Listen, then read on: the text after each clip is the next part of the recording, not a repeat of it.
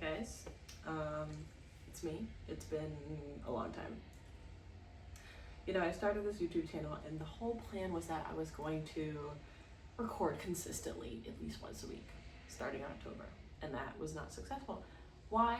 I don't know. I think I'm just nervous to really commit to anything at this point because I worry that whatever it is that I put effort into is not going to give me the returns that I was hoping for, and I'm going to be left stranded with no option but to basically crawl into a hole and die and never be seen again.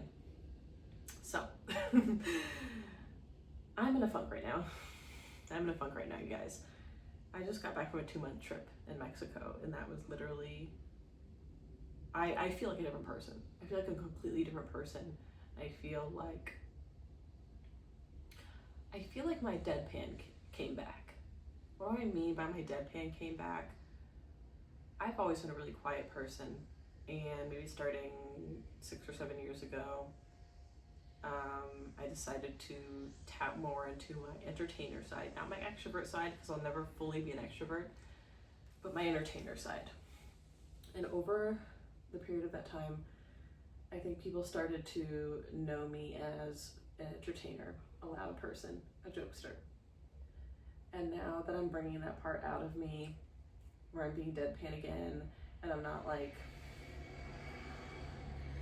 filling in space to make you feel comfortable, I think people are adjusting to that. I had a friend who told me, like, you're scaring me, like you look like a monk.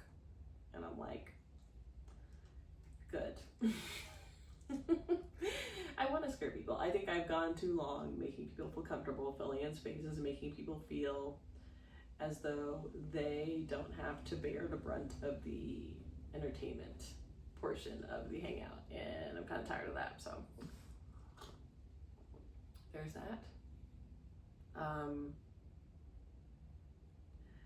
Man, I'm just trying to think. I just feel like there's so many things to talk about, and it's so hard to even get into it fully. I'm back at my mom's house. That's something I didn't fully expect. I lived alone for about a year. It was my first time living alone at the age of 30, and I felt like the entirety of my 20s was spent, I don't want to say being an emotional support animal, but I think it kind of felt like that sometimes. And it really just came to a head when a family member, a distant family member, not distant, but extended family member came in to live with us, and it literally took me to a point where I could not take it anymore. I felt like I was the mother of someone who was 4 to 5 years older than me, and it was awful, and I couldn't take it. And I said, I'm tired of people. I cannot stand you people anymore. And I always had an idea in my head. I said, if I move out, I need to be able to live alone. I've never really had a roommate, not since college. And let me see if you guys can see Chewy here. Can you guys see him?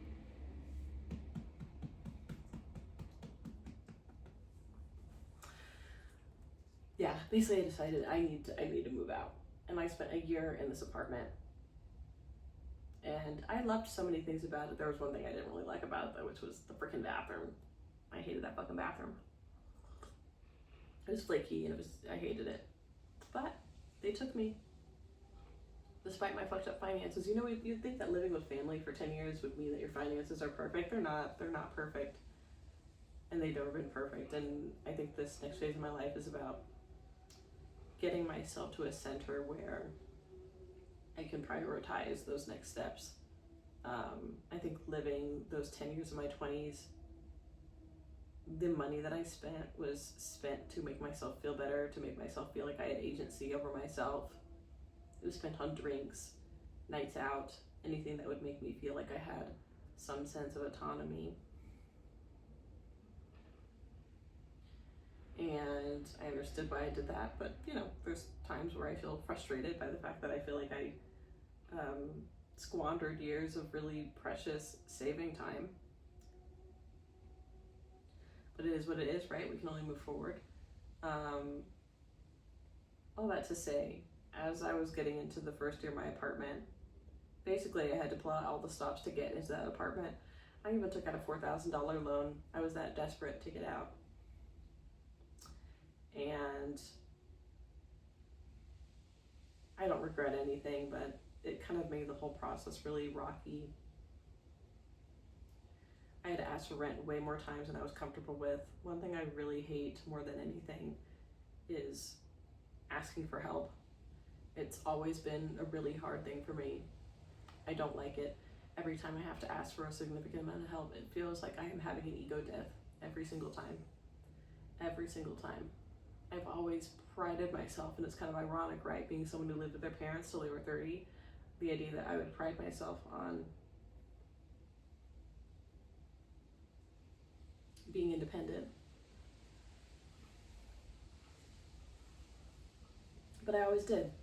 But on some level, I always felt indebted to people. I felt indebted to hold people up, to keep people entertained in some way.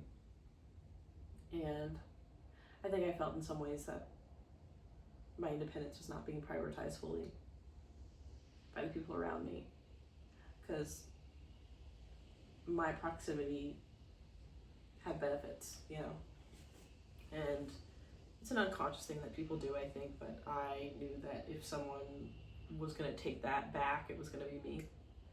If someone was going to be in charge of reclaiming agency for myself, it was going to be me. And so I did that, and it wasn't cute, it wasn't completely pretty.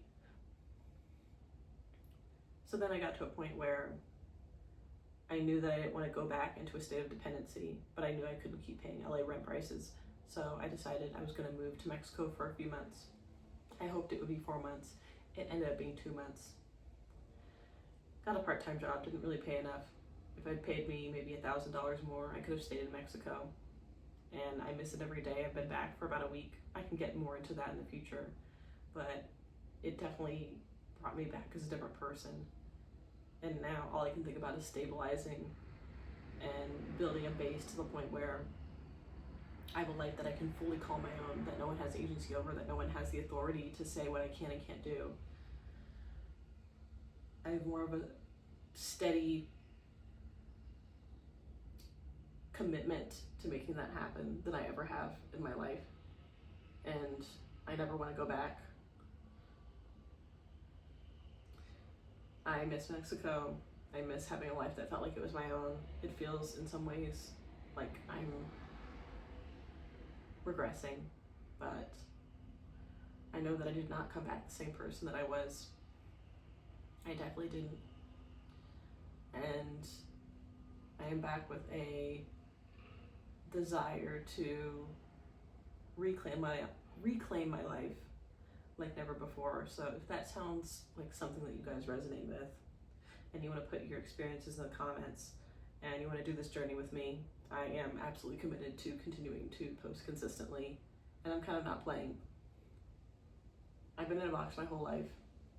I was released from this 9-to-5 life, and I don't necessarily know if I want to go back. And I thought, what better suited thing would there be for me than to continue to post my experiences and continue to post my insights, and continue to share my philosophical think pieces with you guys and everything else related to my life. And if that sounds good to you guys, I hope that you follow me along for the journey. Cheers. Say goodbye, Chewy. Bye.